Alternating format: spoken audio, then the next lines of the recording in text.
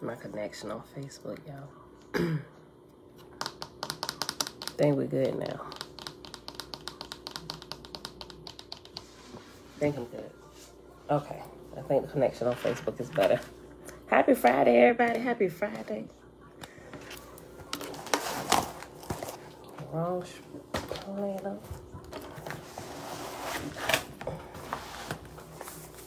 All right, beautiful people. It is Friday the 13th, May 13th, 2022, day 107 of year 4 of reading through the books of the Law and the Prophets, and on the 4-year consecutive day count, day 1125. Today we're reading Oahspe, and we're picking back up on page... Hold on, we start a new jank today. Hold on. The Book of Sue on page 84. I had to look because, you know, it jumps around. Page 84. Okay. Page 84. Oh. Did you read that first one? I didn't. Page 84, and then we're going to pick up in the meditation book where we left off at yesterday. Y'all willing on page 119. All right, beautiful people. Let's go ahead and get started. All right. Thank you, Father, for another day. Be with us as we continue to learn on a daily basis. And help us to apply the truth to our lives and give us the strength and the courage to uproot the lies, even if they've pervaded and it's a part of our circle. Give us the strength to stand up for the truth and walk in it. Alazar Shalom. Auntie. Grand Rising. All right, y'all. The Book of Sue. Page 87. All right. So we're starting at the top. Remember, this is the heavenly account. Okay. Book of Sue, son of Jehovah, being the second cycle after the flood. Okay. Jehovah spake in the gardens of Atahavia, precinct of Sue, Orion chief, in the Etherian firmament, saying, Sue, my son, what of the red star, the far-off earth? Behold, her harvests are blighted. She is become barren and imparting immortal souls to my unending realms. Sue heard the voice, and he said, in thy name, O Jehovah, will I summon my gods of Hoyt and Izraka. Swift messengers departed, and Sue, quick perceiving, God of two worlds in the Etherian Semar, foresaw the importance of the coming red star. He said, this with my gods of Hoyt and Izaraka, who will come in swift speed, shall be the second deliverance. Then came Li Wing, god of Hoyt, and presently Sivian, goddess of Izaraka, and they stood before Jehovah's throne. Sue said, Jehovah hath spoken. Behold, the red star bringeth forth nor sons nor daughters more to Jehovah's realms. Remember, the red star is the earth.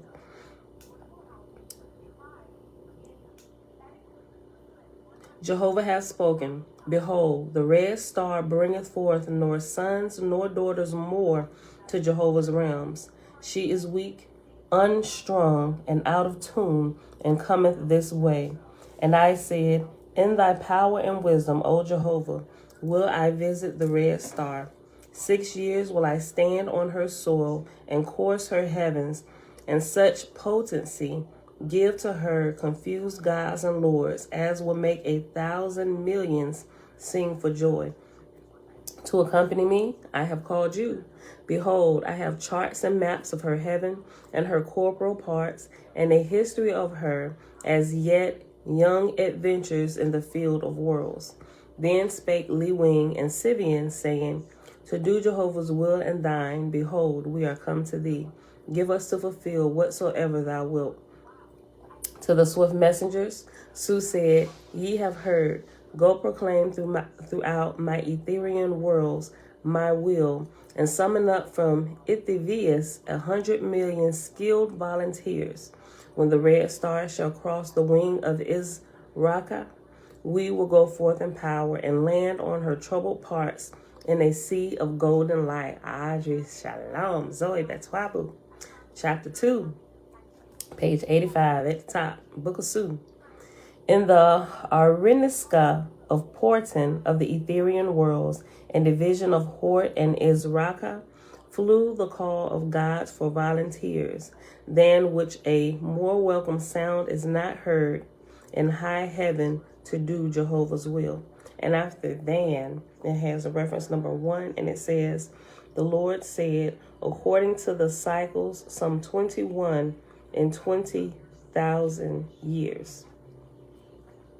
And with the voice and call, there rose up hosts from every quarter and from every subdivision, till the complement stood ready for the great work. And yet so vast were the fields and arcs of Izraka, that the 100,000,000 chosen were as but a fraction compared to those left uncalled. Coming near the throne of Su in Aoit, the 100,000,000 formed in squares and stars, and the chosen God took his place to the head and front, looking to the low horizon, where rose the red star, the sick earth. And now the builders who had measured the elements lying in the route toward the earth formed their crescent ship of fire and equipped it, and with mantles and curtains and banners created it a vessel of beauty and ornament as well as service. Hardly was the ship completed when Jehovah's light encompassed it about on all sides, so that which was beautiful before was now illuminated and sparkling and bright as a sun and rich in golden colors, for of such kind was the earth of the heavens hereabout created. When Su entered the ship, the voice of Jehovah came, saying, another cycle came and is gone on the earth and her heaven, but still they fall to barrenness ere the succeeding dawn. Go now, O Su, my son, and a wider range give to the tetrarchs of both angels and mortals. Give a greater scope to tyrants, kings and queens on earth, and greater to the self-gods and self-lords and Hada, and more responsibility. Then all hands entered the Etherian ship, singing and rejoicing, observed by countless millions come to wish them a haven of joy on their 6 years' visit to the corporal earth. Su said, in thy name, O Jehovah, and by virtue of thy power in me vested, my host shall forth at my command. My host shall forth at my command. Cut loose, ye gods, and thou, O ship of heaven born, to the red star, the earth be gone. And Su stretched forth his hands and waved them, and lo, the mighty ship of heaven turned on its axis, cutting loose from the high firmament, and it turned with its great curtains and banners, sailing gracefully and swiftly through the blue ether. The music of the Isinars swelled and rolled along on the spheres of many worlds, unseen to mortals, where dwelled countless millions of spectators, viewing the marvelous speed and power and brilliant colors of the great ship.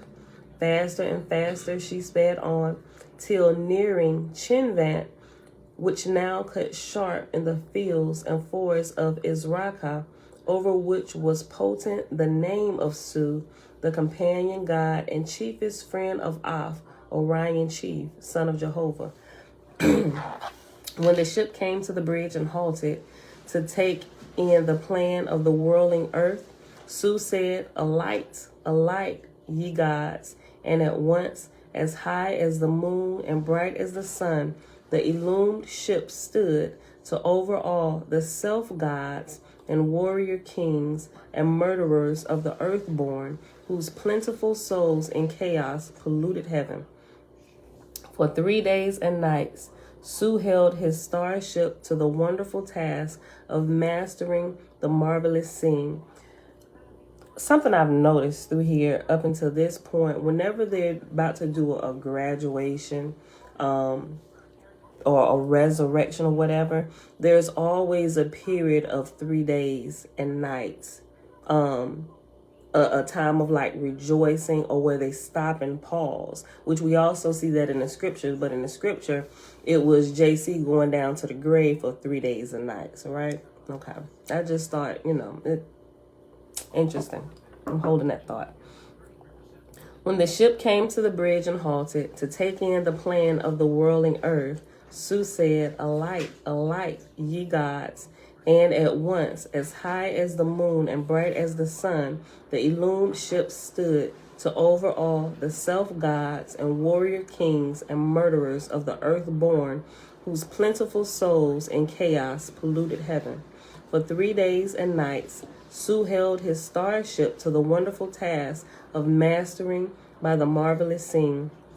And then slowly he entered the vortex of the earth, but held his course, nor with the earth and her heaven, for he desired that both corporeans and atmospherians should witness the coming power. So slowly he came, but 50,000 miles a day, that when the ship neared its disorganized horrid, the self-gods and self-lords fled and left their well-supplied kingdoms desolate, and down to the earth rushed in thousands, and with their hosts in millions, to hide or safely stow themselves from agony's just hate. But the true God and Lords stood firm in their depleted kingdoms, fearing naught, but in faith that this Ethereal ship was Jehovah's answer to their long cry for help from the heavenly spheres. And by their pillars of fire still standing, great Su knew where to land in the lower heaven for safe anchorage. So to Horrid he came slowly and toward the throne of God. And when he neared the place, his Isinars chanted and the trumpeters played, the sound of which music came to the ears of gods and his host, and they were the hymns of more than 1,000 years ago. Uncle J.B. Grand Rising. And God and his host sent up rockets and displayed the 3 primary colors, the sign of Jehovah's name, and God's Isinars joined in chanting the host above. Presently, the ship of fire was at the place of landing, and Su, Jehovah's son, cast out a ladder and descended with his host, the 100 million angels, led by Gusitivi,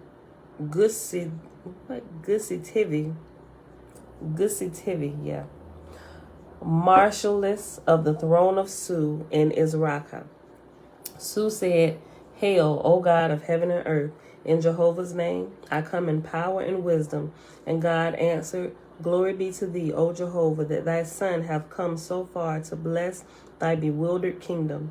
Then they saluted with the signs of the 6th resurrection, whereupon God said, In the name of the Great Spirit, come thou and honor my throne. So Su went forward, and they greeted by shaking hands, and Su ascended and sat on the throne, saying, Keep thy place, O God, for I am not come to displace thee or thy host of Jehovah, but to build up for his glory. Be seated, therefore, for I feel the light of the Father descending upon my head. Presently, the all-light enveloped Su, and the Father's voice spake through him, saying, Hear the words of thy Creator, my son, and rejoice, because I have not forgotten thee and thy people. Behold, this is the hour of thy redemption from the trials of tetracts, which are run abroad in my dominion. Robin, Ashai is grand rising, beautiful rising, shalom. Behold, this is the hour of thy redemption from the trials of tetracts, which are run abroad in my dominions. Was it not worse than this in the olden time? And I came with my host and delivered them. I created man in darkness and gave him no judgment, that the creation of his own thoughts might be for his own glory forever. But instead of beautifying his thoughts, he hearkened to tetracts and clothed himself in clouds. The heaven I build for him, he diggeth to pieces, and then buildeth his own, but only to be displeased and turbulent. Neither would he content himself with providing with his own hands, but searches out my most dutiful sons and daughters, making slaves of them for his own exaltation. Behold, I have aforetime sent my sons and daughters to search out these traitors and self-gods, declaring unto them that only by forsaking evil and practicing righteousness could they attain to my exalted kingdom. Their evil places have I cast down and rebuilt in honor and glory, that their own judgment might determine that virtue and good works are the sure foundation for happiness that will endure forever. But when I have raised them up in one cycle and made the lower heaven a paradise, alas, my Etherians have been gone away for a little while, when the tetracts take root and grow and turn all things upside down. But now will I build them up in a new way. Yea, I will appropriate the evil of their inventions to their own good in a way they dream not. The false gods and false lords shall be arrested and brought before this judgment seat, and I will judge them by their own behavior and desires. Neither will I torment them nor abridge their happiness. Send, therefore, my son, thy marshals into the hidden places of these gods and lords, and say to them, Thus saith the host of heaven, Come, my son, and inherit a kingdom in Hada in thy own way, for lo, there is room for all. But that thou art not left behind, come quickly to Horeb. And they will come, hoping to embellish themselves in the old manner, but my light shall come in due time in my own way. The voice ceased. What a good way to trick them into doing what's right. He said, come on over here and inherit a kingdom. From what I understand, this particular kingdom, as is taught by Christianity, would be hell, right? But hell is not really what Christianity teaches it to be, right? Because everything that we see is evil from what we understand as we've been growing, that nothing stays evil forever, right? Even if your spirit dies in this realm and it is evil to the core, to the day it takes its last corporal breath, somewhere along that path, after you leave this realm, you will go to a place that'll help purge you of all those evil desires until you come out as pure as gold, right? Okay. Let me read that again. Verse 18. Shayla, hey girl, hey, great rising. But now I will build them up in a new way. Yea, I will appropriate the evil of their inventions to their own good in a way they dream not of. The false gods and false lords shall be arrested and brought before this judgment seat, and I will judge them by their own behavior and desires. Neither will I torment them nor abridge their happiness. Send therefore, my son, thy marshals into the hidden places of these gods and lords, and say to them, Thus saith the host of heaven, Come, my son, and inherit a kingdom in Hada. Or Christianity, it will be hell, right? In Hada, in thy own way, for lo, there is room for all. But that thou art not left behind, come quickly to Horeb. And they will come, hoping to embellish themselves in the old manner. But my light shall come in due time in my own way. The voice ceased, but Su spake of his own account, saying, What Jehovah hath ordered, do ye. So marshals and priests were sent in all directions in atmosphere to gather the false gods and false lords who had deserted their dominions in fear of the light of Su's Etherian ship. And after many days, the false ones were brought to Horeb, and there were of them 7,000 lords and gods.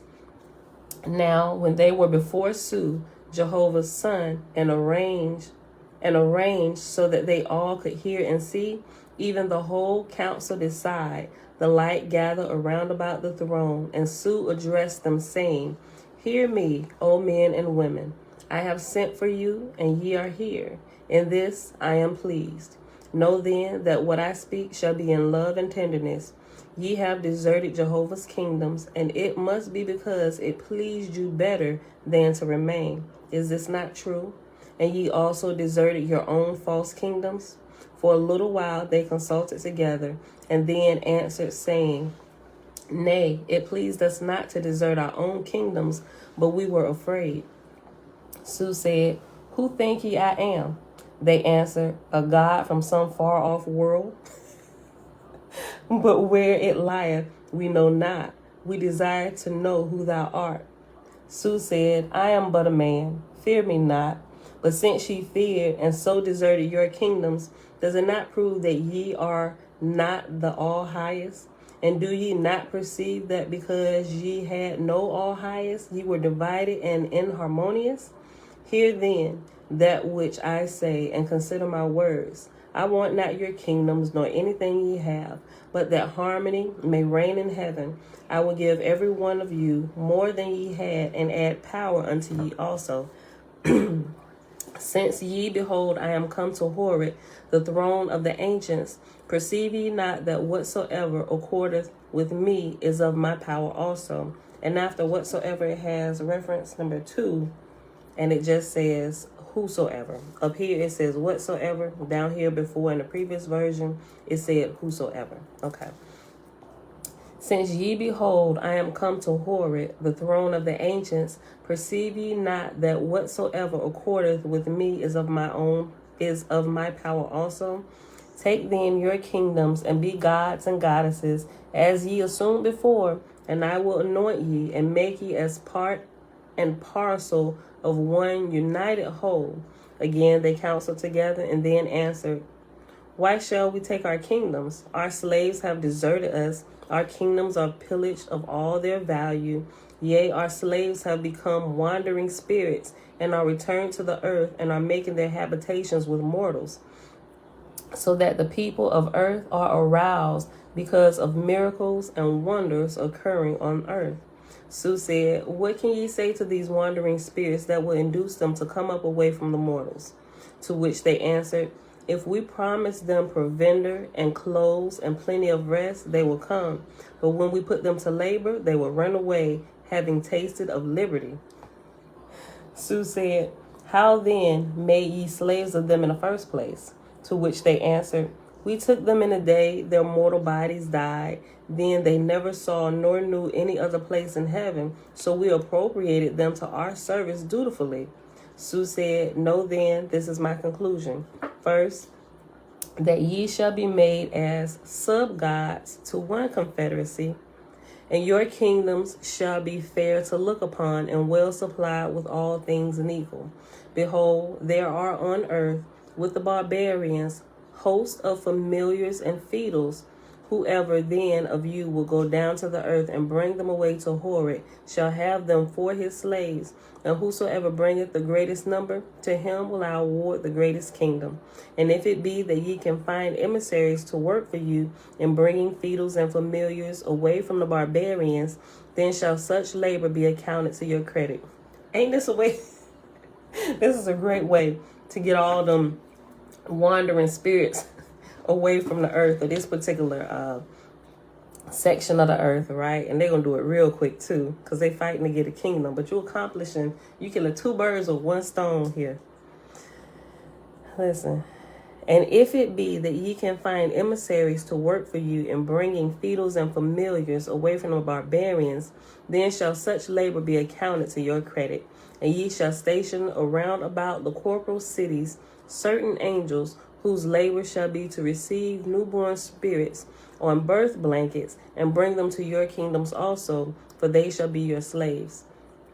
After that manner spake Su, and the false gods and goddesses were highly pleased, and they divided themselves into certain districts over mortals and for the lower heaven, and were at once sent off to labor in their own way, and they were named sub-gods. Su said, These sub-gods have much weight with the barbarians, because they advise them in war. But behold, it shall come to pass, when the sub-gods have robbed the barbarians of their familiar spirits, the Ehim priests will have a greater weight than them. The Ehim priests will have a greater weight with them. And the sub-gods will desire to find favor in my sight, and so teach their slaves, the which will cause them to emancipate themselves in time to come. Oh, yeah. 25 minutes? Okay, we're going to read chapter 3. Oh yeah, we should finish chapter 3 in 5 minutes. Jehovah spake through Sue, saying, Mine is a strong government and everlasting. Hearken to the wisdom of your Creator, O my sons and daughters, wherein I have not given liberty to all people. I'm sorry, that was a question. Wherein have I not given liberty to all people? He that doeth aright, wherein is he not free? He that doeth a wrong, wherein hath he liberty? Whoever endeavoreth to surpass himself, have I not shown him his limit? Hold on. Whoever endeavoreth to surpass himself, have I not shown him his limit? I created man at 0, but for him to add unto himself forever. Liberty I gave him to add only that which perfecteth his own soul. Wherefore, if he eat poison, it taketh from him his body which I gave. Herein I made a boundary, both on earth and in heaven, which is to say, inasmuch as man accumulateth virtue, wisdom, patience, love, truth, and pure words, he is free, because in so doing he followeth me in my works. But he that seeketh to glorify himself in his possessions bindeth himself, because he is unlike me, for I gave all, and thus made the universe. 2 states, therefore, have I created open to all men, both on earth and in atmosphere, which are liberty and bondage. And man I made to choose that which he will, but that he might not err. Behold, I send my emancipated angels to explain these things beforehand. Even so are governments ordained by my holy ones, wherein ye may judge whether a government be of me or against me. For if I give liberty to all righteous works, and for the promotion of knowledge, providing teachers to the extent of the demand, it is of me. But if the government maketh of itself a self, for which its aggrandizement is at the expense of my children's liberty, then it is against me. For I have not created a people to be today as were their forefathers, but provided them with perpetual growth in wisdom and virtue. Wherefore the rising generations shall rebel against that which was well and good for their forefathers. All my governments understand this, whether on earth or in heaven. Whatever government accepteth not this rule shall go down to destruction. For as I have hedged man about with sentinels,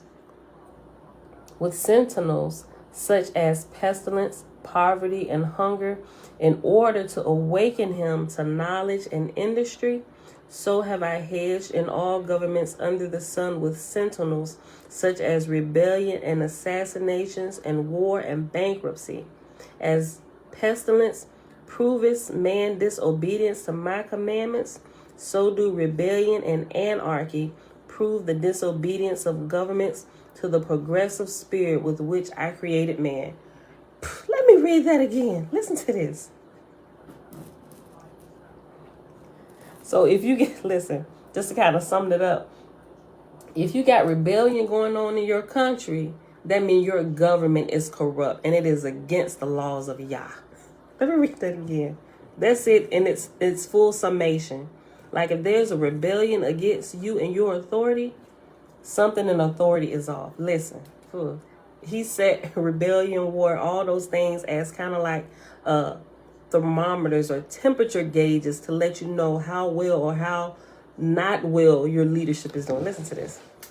Verse 5, page 89. For I have not created a people to be today as were their forefathers, but provided them with perpetual growth in wisdom and virtue. Wherefore the rising generations shall rebel against that which was well and good for their forefathers. All my governments understand this, whether on earth or in heaven. Whatever government accepteth not this rule shall go down to destruction. For as I have hedged man about with sentinels, such as pestilence, poverty, and hunger, in order to awaken him to knowledge and industry. So if you got poverty, pestilence, and all this stuff going on around you, it's to awaken you that, wait a minute, something ain't right in me. I need to get industrious about my livelihood so I don't have to live in pestilence, wants, and poverty, right? That's exactly, if we sit around and do nothing, we get nothing. And we end up living in a box under the bridge, right? Same thing with governments. Listen, all my governments understand this, whether on earth or in heaven. Whatever government accepteth not this rule shall go down to destruction. For as I have hedged man about with sentinels, such as pestilence, poverty, and hunger, in order to awaken him to knowledge and industry, so have I hedged in all governments under the sun with sentinels, such as rebellion and assassinations and war and bankruptcy. As pestilence proveth man's disobedience to my commandments, so do rebellion and anarchy prove the disobedience of governments to the progressive spirit which I created man. Bruh, Yah has created us to continually go, as the church house would say, from glory to glory, or increase in wisdom and virtue as the time goes on. If the government is against that plan of Yah for our development, trying to hold us in bondage and slavery so that we don't grow and keep us blind, then there's going to be an uprising, right? And now you got people like us labeled as conspiracy theorists, and we rising up against the government. Yeah, because you're doing what's wrong. It's not that we're rising up. We want the wrong to be corrected so that all men can live peaceably, right? And continue to grow as Yah willed it to be over all the earth, right? Oh, that's so good. Okay. The self-God, and the self-God is those who proclaim themselves to be God when they're not, or they put themselves in positions that they weren't authorized to be in. The self-God saith, I will make a strong government by armies, and cruel masters will I bind the subjects in my dominions. And he draweth up a multitude of laws, and heapeth up books to explain the laws, and findeth judges to explain the books that explain the laws. And he said, behold, how wise I am. Behold, the great wisdom of my judges. Behold, the great learning of my books. Behold, my most perfect laws. Behold, my armies that stand behind all Behold, my armies that stand behind all and in great power.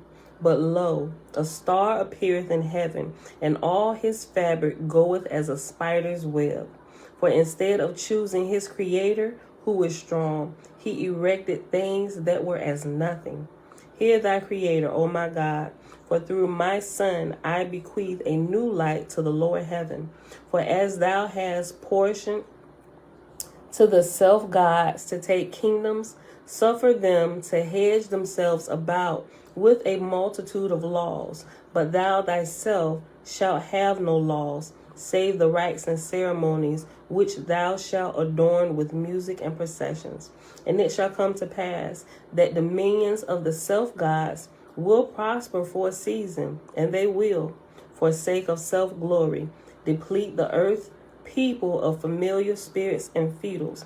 But in time after, their subjects will tire of the laws of the self-gods, and hearing that thou hast no laws, save rites and ceremonies, they will come to whore it of their own accord, right? Kind of like us breaking free out of the bondage of Christianity in some of the places, right? We can go over there then find out we're under all this bondage and stuff, and even going to the Hebrew camps with my Hebrew brethren and sister, right? You get over here but you find out you got all these laws, and you got us going for a little bit because we were super excited about this new found freedom, but only to find out that we were taken from one bondage to another. Then we're going to go searching for real true freedom, right? And it shall come to pass that the dominion, it kind of remind me like some people, it's been a while, but it reminded me of some people who kind of come in like Who your teacher? Who you senator? Who's your pastor? Because you know how some people get on giving all praises to the elders of First Baptist Church in the camp of We Stupid up on the valley in the wherever. You know how they start their videos like that, right? And I think a few people from those type of camps come in, and because I don't start my videos like that, I don't give praise and honor to no man here on the earth save my husband, right? And what? The God that created us, right? What? I said, you half listen, you half sleep over there. What? I said, I don't give praise and honor to no man save my husband and the God that created us. Oh, for sure. Yeah, okay. Wake up, babe. Oh, now you coming to take a seat. I keep my boots on. I've been told you. I stay ready. Okay. Look, so it reminded me of that, right? It's like, don't come over here with all that bondage talk. We just freshly getting out of church trying to get rid of all this crap, right? I said, no, I'm not. And that just, not to get on the people that do that, I get it. You gotta grow, right? And that's just, they just happen to be where they're at the moment. And I'm just like, we ain't doing that. We ain't doing this here. We might be all kind of jacked up over here, but at least we're in search for true freedom and true wholeness and peace, right? We may run into some stumbling blocks, but we're going to get it together because we ain't going to stop searching for truth, right? This is a channel for truth seekers, right? We're not religious. All this other stuff, people come in trying to put me back in the box. I thought you was a Christian.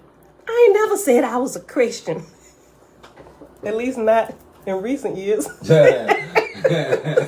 I'm breaking out anything that feels like it's handcuffs. I'm rebelling. Yeah, you do really do. I really do. I'm sorry, babe. I'm gonna put you back in chains. Don't worry about it. Look, put okay. A noose around your neck. Don't worry about it. Look, shoot. I don't even wear necklaces for real because it's like, it's too tight. And I don't even wear my bracelet all the time. And I be sometime about my watch. Anything that represents chains of bondage, no. I wish my eyesight would tighten up so I ain't got to wear these glasses. Like, that's how serious I am about my freedom. Oh my gosh. I'm like really this free spirit, like all the bondages, like I really don't like to wear shoes. I'm like, you know how y'all see them commercials on the movies where a little girl is running out in the field, hair bouncing, barefoot and stuff, and just, that's me. That's how I really want to be. You know, or children that just take off running naked and don't care. They have no shame. They have no awareness that they're naked. That's me. That's how free I want to be. Right? Okay. Not to say she walking around here naked. No, I don't. Especially not when baby girls here in the room. I mean, but when she out there, hey, it's a whole different type of ball game. Okay. Who we at? Hold on. I'm over my time. Let me finish this chapter. Okay. Where'd I pause? Okay. Okay, verse 9. And it shall come to pass that the dominions of the self-gods will prosper for a season, and they will, for sake of self-glory, deplete the earth people of familiar spirits and fetals. But in time after, their subjects will tire of the laws of the self-gods, and hearing that thou hast no laws, save rites and ceremonies, they will come to whore it of their own accord. Henceforth then, thou shalt convert the nurseries and hospitals and factories and places of education into places of delight and recreation.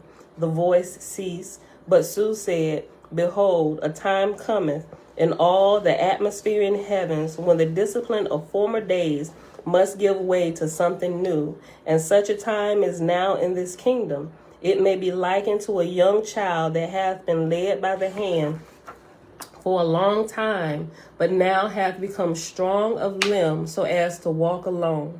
For this purpose hath the earth been bought through the fields of Izraka, and my hosts are come with music and wisdom. Hear then my decree, O God of earth, and thou shalt be the most blessed of gods. Send thy messengers into all parts of atmosphere, proclaiming a recreation of 10 days of music and dancing and marching with pageantry and feasting to be in Horeb in the first moon of Japheth. The rest leave to the Father, for he will provide us in the time thereof. And whilst the time is coming, I will go around the earth with my host in my Etherian ship. God said, I perceive thy wisdom, O Jehovah, and thy decrees am I raised up with new wisdom and power. Oh, that I could have devised a way for them before they fell so low. Su called the council and his own host from the labor to recreation for one day, and the people mingled together rejoicing, for of the Etherians with the host of Su were many who had been earthborn many thousands of years before, and their assurance of the emancipated heavens above had greater weight with the atmospherians than anything that others could say. Then Su and his host visited the earth and her heavens, and after that returned again to Horeb. And that is where we will pause at today. And just in case you forgot, the terms God and Lords, like we read in the beginning, remember, as it's referring to gods, it's talking about the multiple gods that have their turn to rule the earth, right? And it's not just the earth. We are not the only planet, or if you want to call it planet or place in this constellation. The multiple gods, some do come from this earth, and all of the gods and goddesses, they were once human as we are now, but as in their progression of life and growing, they just transcended to the point where now daddy then left them in charge of the house, and everybody get a chance to rule, right? So if you grew up in a house full of children, you have, if you are not the oldest, like I was the oldest, right? So as I got of age, I became of age, and I understood daddy and mom's rules of the house when they leave out to work. Now I get to an age where I can babysit my siblings, right? It's just like those who rise up. If you develop enough, daddy give you the keys, mama daddy give you the keys to the house for a period of time while they're gone. Same thing. So every time you see God, it's not talking about the great spirit, or as they refer to the great spirit here as Jehovah. It's those, and you will hear them say it, right? He said, I'm just a man, right? Even though they have transitioned out of the fleshly body, when they're talking and they're in communication with us, they'll let you know, I'm a man. How do we know that's true, right? If you only believe the Bible, go read the book of Daniel. They even say that in Daniel in so many words. Remember when Daniel went to go bow to the angels that were showing him the vision? They said, oh, Daniel, do not bow to me. I am like you. I am of you, your brethren. And that, like I said before, that used to stick with me. I'm like, what? This angel said, don't bow to me. I'm like you. What do you mean? I am like you. I'm of your brethren. That just, not until today did that, well, not today, but in the last year did that begin to make sense. I'm like, oh, snap. So all this extra information, the pieces of puzzles we get coming in, is helping us to understand the bigger picture. What we've gotten in a condensed version of the Holy Bible, I can't even call it Cliff Notes anymore. It's like somebody, to me, and this is no disrespect to the Bible or anybody, but to me, with all the information and resources that I have now, I used to say the Bible was just a summary of the bigger story. It's not. I don't even think now it's a good summary. To me now, it seems like somebody who was too lazy to really study for the test, and then even too lazy, even if I gave you my notes, even to just read through my notes real good, it's just like, just tell me, and you just scratching down a couple different things. That's what it seems like to me now. Like I said, no disrespect to what's there, because that's why I started, right? But I read it so much, I'm like, man, something is missing. And that's where it led me to where I am at today. All right, because I was like, something's missing from this. We are missing a whole lot of this story, right? So, but when it refers to God, or you hear gods and stuff, it's not getting off into God worship, like even as you're coming out of the church to teach you, because we went through that phase too, right? About the multiple gods and everything. And we realize there are multiple gods, and there were multiple gods in the Bible. Even when it says that, like I said, if you don't read it enough where you're familiar with the tonality, you won't pick up that even when it uses the singular term God to refer to the great spirit, you won't pick up that it's not really talking or telling you about the great spirit or the great, the God, right? The one and only. right? It's talking about somebody, one of the children who were left in charge, right? So it's just like that. As I grow and I become of age, dad and mom leave me in charge of my siblings. When I go on and move out the house, the next in line after me, we get the chance to rule, right? And so on and so forth. The same thing with the earth and all the worlds, right? Although I've only been on this one up until this point today, and they don't just come from here, all the multiple worlds, right?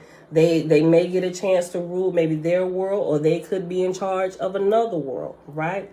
Now I know, like, if you just waking up, opening your eyes, you're like, what? And that sounds like blasphemy if you come out of the church, but just stick around for a little while and do your due diligence and research and stuff, and you're going to start asking some questions, right? Even if you get it wrong, if you keep on going, you will eventually line it up and get on the right path. But the point is not to stop searching, never to think you have it all or that you know it all, because you don't. I don't, right? We learn more and more every day. Okay. So that's enough of my jibber jabber. Let's go on over here to this meditation book with this last 15 minutes we got. Okay, so we stopped at the state of dullness on page 119, and we were going through the 3 states of consciousness. Okay, so I'm going to just pick the story back up. When Hetheru is given the drugged beer, she was immersed in a state of consciousness characterized by a deep stupor. This is the state of mind wherein there is such degradation that the personality expresses ignorance, negativity, animosity, grief, hatred, etc., which had previously been in a dormant state.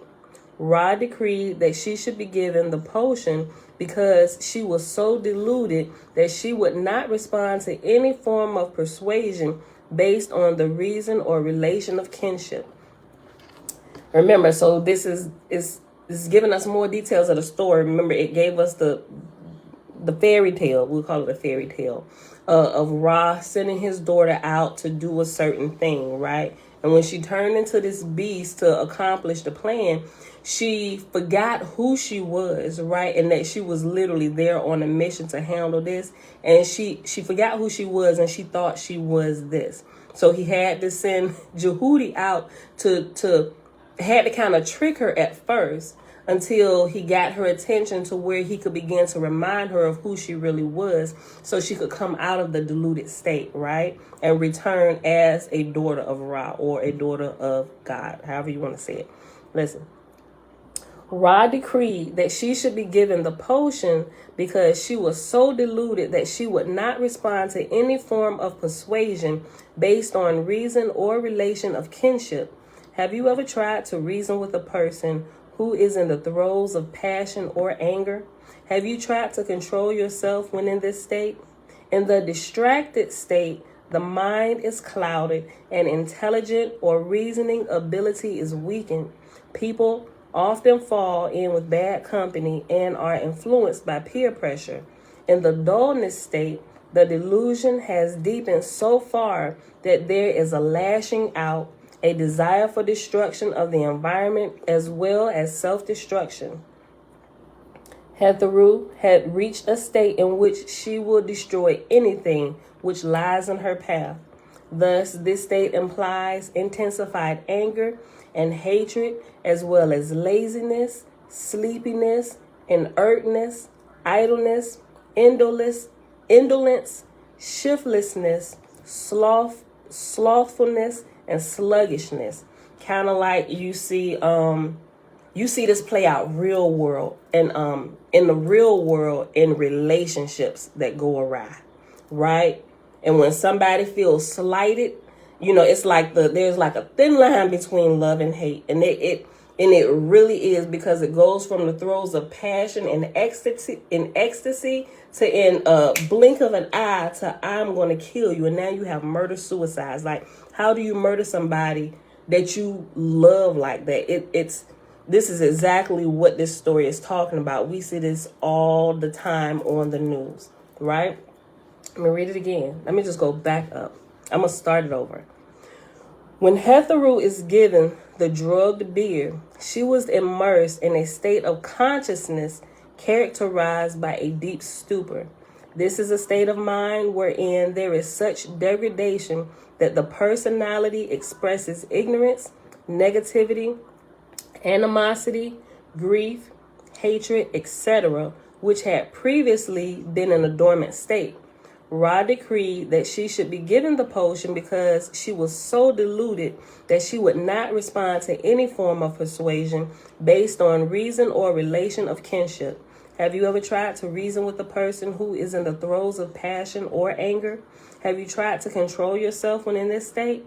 In the distracted state, the mind is clouded and the intellect or reasoning ability is weakened.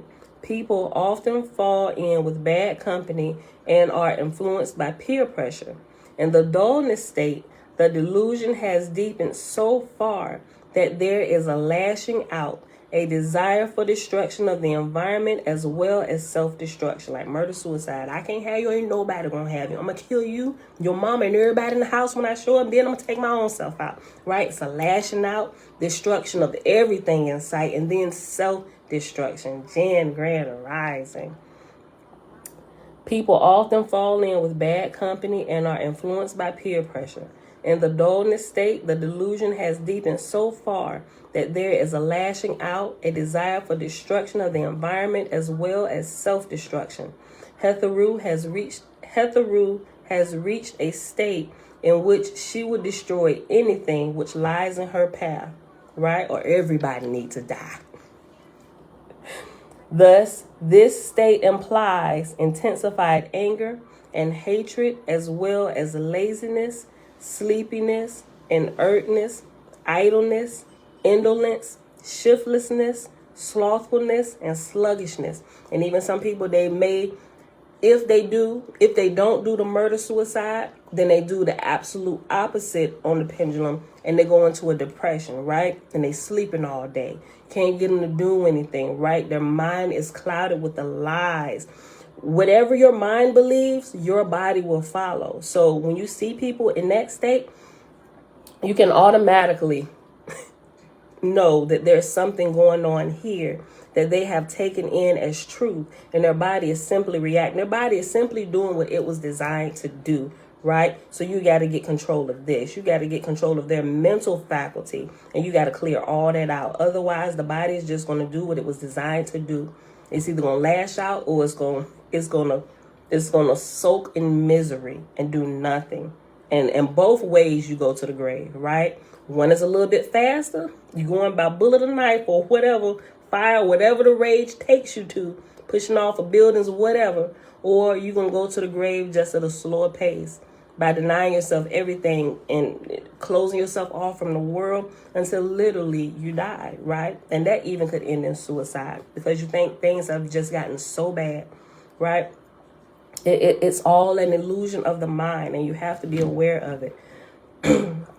When consciousness sinks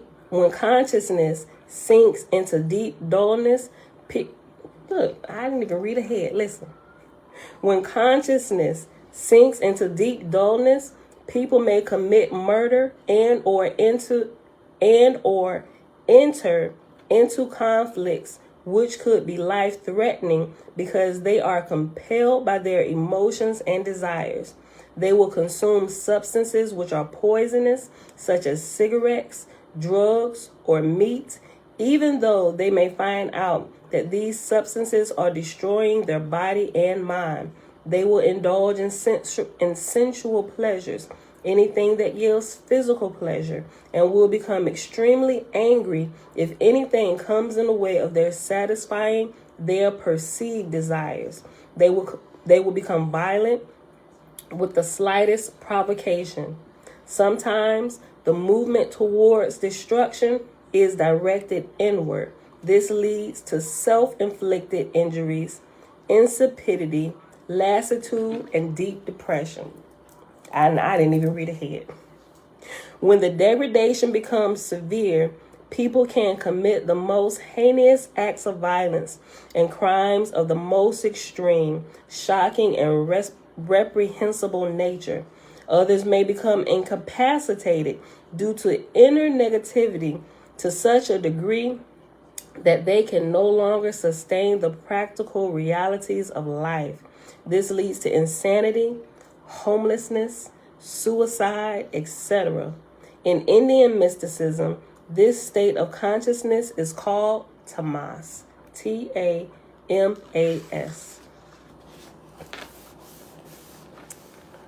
The state of lucidity, harmony, purity, and balance. Quote, verse 26.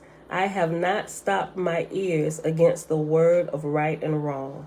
End quote. From the ancient Egyptian book of Coming Forth by Day. When Hetheru met with Jihudi, a new form of awareness began to develop in her heart. At first, she desired to kill and eat him. However, his beguiling charm and eloquence caught her interest. She spared his life and began to listen to him. In doing so, she was opening the door to expansion in consciousness. Most human beings are caught between the first two stages of consciousness at one time or another. There is a mixture of distraction, movement, and dullness. In this state, a human being does not want to sit still in order to listen to spiritual discourse about the nature of the soul and about the method to attain spiritual enlightenment. And if forced to do so, the mind falls into a state of dullness and he or she falls asleep, a state of extreme dullness. Yeah. Okay, let me read it again. There is a mixture. Most human beings are caught between the first two stages of consciousness at one time or another. There is a mixture of distraction, movement, and dullness. In this state, a human being does not want to sit still in order to listen to spiritual discourse about the nature of the soul and about the method to attain spiritual enlightenment. And if forced to do so, the mind falls into a state of dullness and he or she falls asleep. A state of extreme dullness. We familiar with this. When people that go to church fall asleep, right? Or if something really good is coming across, you got people that's really just not in tune and really don't want to learn, they falling asleep. Same thing happened in schools, right? When you are out of tune, you ain't trying to pay attention to your teacher, you just waiting for the school day to be over, you falling asleep, you're scrolling on your phone, your mind can't handle it, right?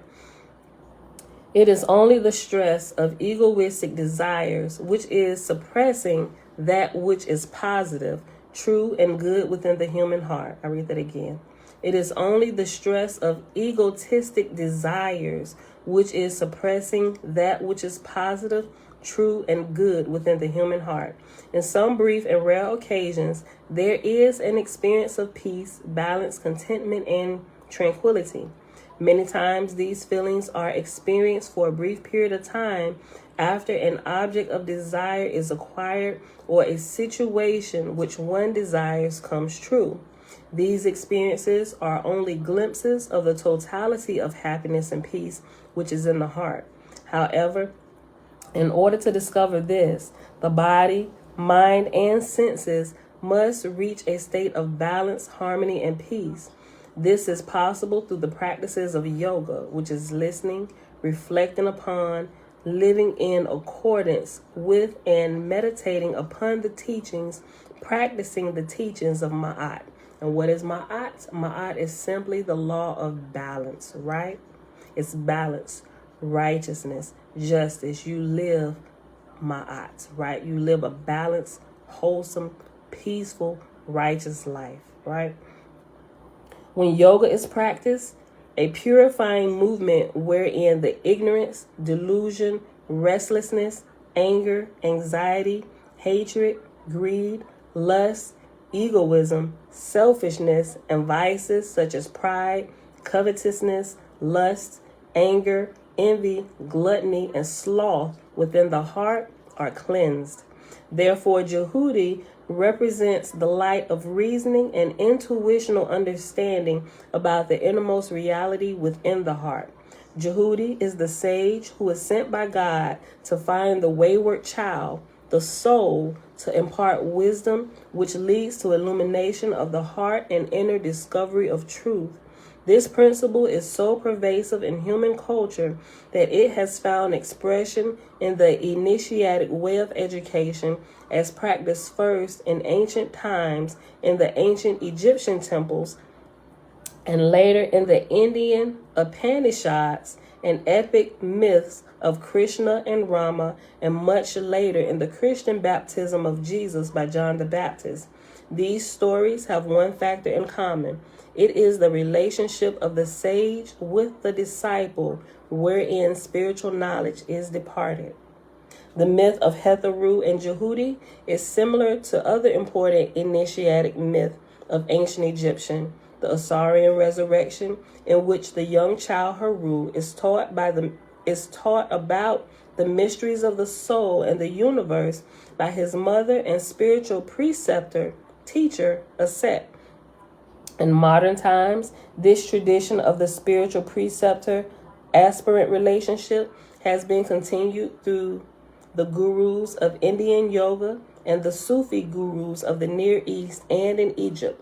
In popular culture, this teaching has found expression through popular films such as the Star Wars trilogy and The Lion King. And at The Lion King, it has reference number 20, which says, "See the book of initiation into Egyptian yoga, The Secrets of Shedi by Oahspe."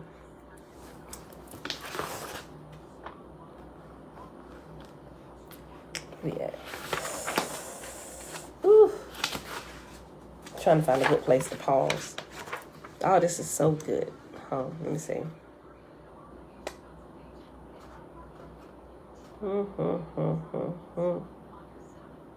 Okay, I think we'll stop right here after this. Right here. Okay. We'll be done in like 3 minutes. Okay. In popular culture, this teaching has found expression through popular films such as the Star Wars trilogy and The Lion King.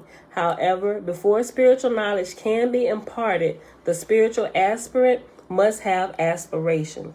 This implies a desire to go beyond the pettiness and sorrow of ordinary human existence, as well as the maturity to accept responsibility for one's condition.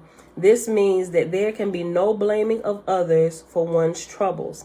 It is one's own Ari, A-R-I, which has led to one's present conditions, good or bad. Conversely, it is one's present self-effort in the area of Shedi, or spiritual practice. Shedi means spiritual practice. Conversely, let me just go back. It is one's own Ari, which has led one to one's present conditions, good or bad. Conversely, it is one's present self-effort in the area of Shedi, spiritual practice, which can lead one out of adversary and into spiritual as well as material prosperity. And this is the last paragraph right here, y'all. Lucidity implies reason, clarity, wit, sanity, soundness, saneness. It also implies righteousness, truthfulness, universal love, harmony, peace, and selflessness. Therefore, in order to develop lucidity, a spiritual aspirant needs to practice these virtues in everyday life, while at the same time studying the teachings at the feet of authentic spiritual preceptors. And in parentheses, after preceptors is sages and saints. When a positive spiritual movement is engendered, there is greater and greater awareness of the deeper spiritual reality culminating. Hold on. I just read that wrong. Hold on.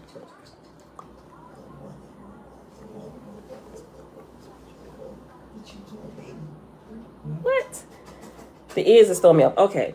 When a positive spiritual movement is engendered, there is greater and greater awareness of the deeper spiritual reality culminating is self-discovery.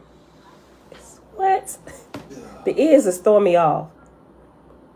When a positive spiritual movement is engendered, there is greater and greater awareness of the deeper spiritual reality culminating is self-discovery. Oh, that's going to pluck my nerves all day, but I'm going to move on. This is symbolized by Hetheru's discovery of her true essential nature as one with Ra. Ra being representing the great spirit, right? The great, the all, like Yah, the one and only source, right? That's what Ra represents in all the stories. This is symbolized by Hetheru's discovery of her true essential nature as one with Ra, the supreme being, and thus assuming her rightful place. Most human beings think their rightful place is as a member of some social, ethnic, or political group, etc. In reality, this is only an evasive and minuscule expression of the totality of who they really are. It is like the sun expressing as a reflection in a pool of water, falling into a delusion, thinking, I am this little reflection, and forgetting its true identity. Oh, that was good. I'm going to read that again.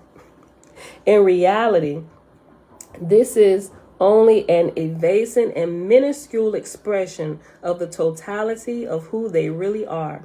It is like the sun expressing as a reflection in a pool of water and falling into a delusion and thinking, I am this little reflection, and forgetting its true identity.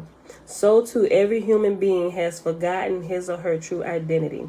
However, through the compassion and love of the self, God, the message of truth which leads to spiritual enlightenment, a return home, as it were, is brought by the genuine spiritual personalities who have emerged as great teachers throughout history. Their spiritual enlightenment, contact with the self, or with the true you, the self, your spirit, the true portion of you who is truly like Yah, when we connect the body and the soul to the spirit. Listen. However, through the compassion and love of self, God, this one is shit. Hold on now. Hey, son, it's our oldest baby. What's up with you? You are? You off today? No. What's wrong? I just had to bring my stuff past here. It was still in the van. My clothes. What's up, brother? Oh, okay. You told me stuff that's in your mom's truck? Nah, it was my clothes. I forgot to take them. Oh, I got your, you coming back today? Yeah. Okay, I got your folder with your stuff that I put in. It's right Okay. there, parked to the All side. right, let me finish. This got like 2 sentences. I'm sorry, y'all. Okay. Where you at? Was you at the beach today? Yeah. I'll call you, man. Once you get out. Love you. However, through the compassion and love of the self, God, the message of truth, which leads to spiritual enlightenment, a return home, as it were, is brought by the genuine spiritual personalities who have emerged as great teachers throughout history. Their spiritual enlightenment, or contact with the self, allows them to transmit the teachings of the self for all who wish to find true peace and happiness. Thus, their discourses and writings on the self, spiritual scripture, are to be considered as authoritative sources for spiritual enlightenment and should be sought after and studied. This is so good. We'll pause right here. Yo, I thought, look, when I read that part, Amanda, an ocean that thought it was a wave, I thought about you, right? The sun that thought it forgot who it was and thought it was a reflection. When you forgot, you are the mighty sun, right? I thought about you because your comment the other day when we actually read about the ocean that thought it was a wave. It forgot it was the ocean and thought it was a wave, right? Remember who you are. Wake up, beautiful people. We are the shining sun. We are the ocean. Okay, this is so good. Listen, I want to share something with y'all. Look, I want to share something with y'all that I was up. I got up at like 5 something and couldn't go back to sleep because all night before I went to sleep, I come across this new source. Right. At first, somebody had mentioned it was called it's right there. Not the raw interview. I'm gonna share it, right?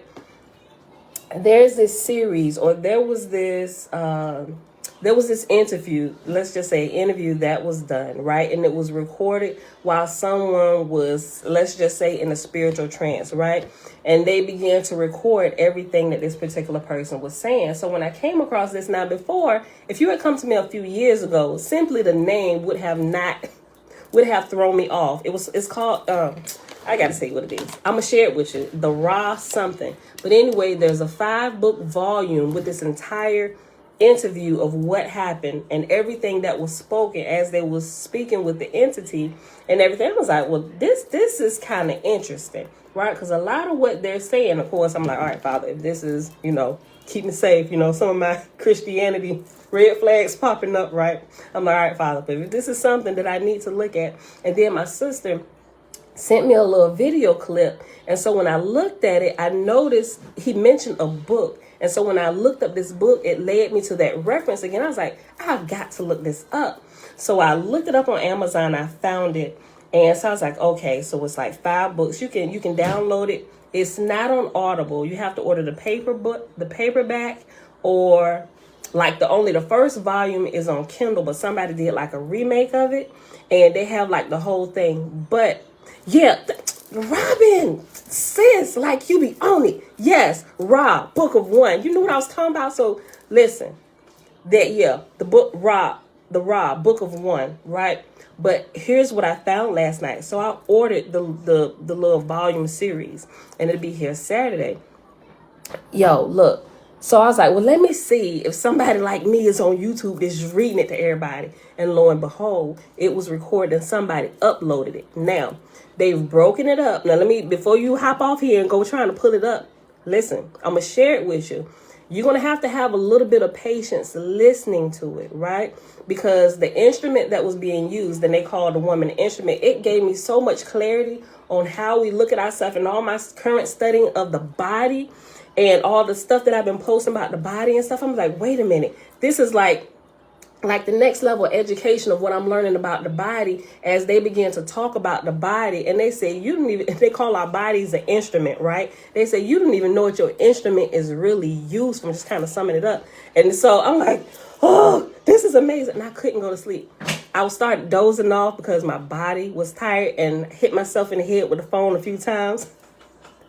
And then I got back up this morning like 5 something, couldn't go back to sleep because I cut this thing back on. Now, when I say you're going to have, they have a website where you can download the whole series. Okay, so I'm going to find that and I'm going to post that too. But if you listen to the Audible, well, on the original recordings on YouTube, when the instrument or the woman is talking, and it didn't seem crazy to me because in prophecy it happens, and it's happened through me. When the Spirit of Yah want to speak through you, that happens. So all of that was engaged with this woman, right? And the entity, and it wasn't an entity. It was like a group of entity, and like when they switched or whatever, it would tell you it switched. But they said for the instrument, and they told you what the body needed in order to sustain the power or the flow or the connection to the spiritual realm like that. And it's just different things. And based on what the instrument of the current person's belief set was, and this woman just happened to be a Bible believing person, and her instrument of authority was the Bible, right? So that what they say you can have it there because it helps to relax the instrument. And the whole, guys, is so good. And I'm already on like the 5th video, and they're like an hour long. If you take out all the spaces in between they would be condensed, and they'd be maybe like 20 or 30 minutes. But with it, I like it because on YouTube, while she's speaking, because she's speaking really slow, like it's like she listening for a word and she'll speak it. And sometimes she gives paragraphs. So what they did while she's speaking is the whole of what she said, they'll post on the screen. It's in screenshot. And so what I began to do is, as it got to the next clip, I just kind of read it like I was reading the book, and I just kind of fast forwarded So the hour-long videos took me about 20 minutes to get through because I just, instead of listening to her, and I did stop at times just to kind of hear the emotion, but there was not really an emotion. There was just like a constant flow of information. It seemed like somebody was kind of like doing Morse code on one side, trying to get the information through, and the person as they was hearing it. And I noticed to be true especially when you start fasting and you eat fruits and veggies and stuff, what you hear in the spiritual realm can flow through you a lot more easily because you have become an instrument that's available at that time, and it's at a level of purity where the information can flow. Y'all, when I say this is mind-blowing me, y'all have got to listen to this if you get a chance. And I'm like, this has got to be added to our reading because they took it all and they put it in book form. So until we get to it, y'all go download it, go to YouTube, listen to it for free. Just, if you ain't got the patience to sit and listen to every word every couple seconds, just read it. It's all there. So I'm gonna share that. But that is super amazing. And just my understanding of the body, our instrument that our spirit has, it's just going to another whole level. Just rip it open, babe. Going to another whole level in these last few hours of coming across this information. I'm like, bruh. And then they start talking about the pyramids and what I had already started uncovering about the pyramids and how they're ascension chambers and healing chambers and stuff. And it is amazing. They said the pyramids still work, although they said it's like a thing of the past because of how they want us to evolve, the human race, how we are to just continue to evolve better, to become more in line with the spiritual realm, so the two realms can merge back into one. It's like that's what they used at the beginning because of where the earth was currently at that civilization. And they said they still work, but there's not too many people. They said, matter of fact, the ones that are using it for the wrong purposes, and it's not out of purity, right? And everything that was flowing through, they say everything must be done out of love because everything is connected. Like, we are all connected. And if you understand that, like, I am you and you are me, you're not going to do anything that's going to inflict harm on yourself. So I inflict harm on you. I'm really inflicting harm on myself, right? Love others as you love yourself, right? So, but all of that is in there. And they said, even today, what was done with the pyramids, and they even tell you how it was constructed, right? Because they was asking, they allowed you to, the people who were recording, they allowed them to ask questions, right? And so, of course, that was like one of the first things they got to was, how did the pyramids get built? And they explained to them exactly how they were built, right? With thought form. They said the first one's the Great Pyramids, or what we call here in our language on the earth, the pyramids of Giza, the Great Pyramids, because we call things differently from what the other realm refers to things. Even as we refer to ourselves as people, they don't even refer to us as people. They literally look at us as the frequency of sound and what we really are, as being bonded together by the elements that are here. He said, but you refer to yourselves as people, but this is how we see you and your sound frequencies. That's why, when I was learning about the frequencies and the sound and how music affects our bodies, because we are truly, really frequencies. Guys, you're going to get another whole education listening to this, especially if you've already been doing a lot of research. I wouldn't say this is something for people who are just waking up. So if you're just waking up but you're curious, go ahead, especially if you're on the path to truth. Take in what you can take in. If not, just don't chuck it. Just put it to the side until you learn, until you grow a little bit more. Just like my 5-year-old can't drive right now, but you'll be able to drive in quite a few years, right? You can do it, just not now. Same thing with growth and some of the information. Some things you may be able to handle now. Some things you can't. You may just be at the stage where you need milk, right? You can't eat solid foods at this point because you haven't developed your teeth yet. So some of us here still need to develop teeth before we can ingest some of the higher truths and learning and stuff. So, but for those of y'all that are ready, dive in. I'm gonna share it with y'all. With that being said, y'all, we about to get out of here. It is Friday. It is Friday. May, we said we got things to do. I know, babe. I'm coming. I get super excited about this. I be trying to share everything with y'all like every day. Okay, it is Friday, May the 13th, 2022, day 107 of year 4 of reading through the books of the Law and the Prophets. Another 4-year consecutive day count, day 1125. Today we read the Oahspe, and we started on page 84. I always forget to put my ending page, and we paused on page 90. And then we read meditation, started on page 119, and we paused on page 121. Right? I like to say the beginning and end the pages just in case somebody come in late or whatever, and they just need the page numbers real quick so they can go back. All right, y'all. So with that being said, thank y'all for hanging out. May y'all bless you all. Come on, Tootie. May y'all continue to bless you in your growth on a daily basis. And as the information and enlightenment comes to your soul and your spirit, may you have the courage to change, even if you are surrounded by a whole bunch of people who are unwilling and refuse to change, right? Step out there, right? All the spiritual realm walks with you. There are more that are with us than those that be against us, right? Just keep on growing, y'all. Keep on growing in the love and light of our great creator, Yahuwah. I love y'all. I see y'all. Oh, look, I started getting on some of that, Robin. I know I'm about to end this. Said they did studies that verify sound frequency. You're absolutely right. We talked about that a little bit. They did studies that verify that sound frequencies can change DNA and heal the body. Yes, they get into that a little bit too, right? All right, y'all. That's it. I love y'all. We out of here. See y'all back here tomorrow, 7:30, because it's the weekend, 7:30 a.m. Eastern Standard Time. Peace.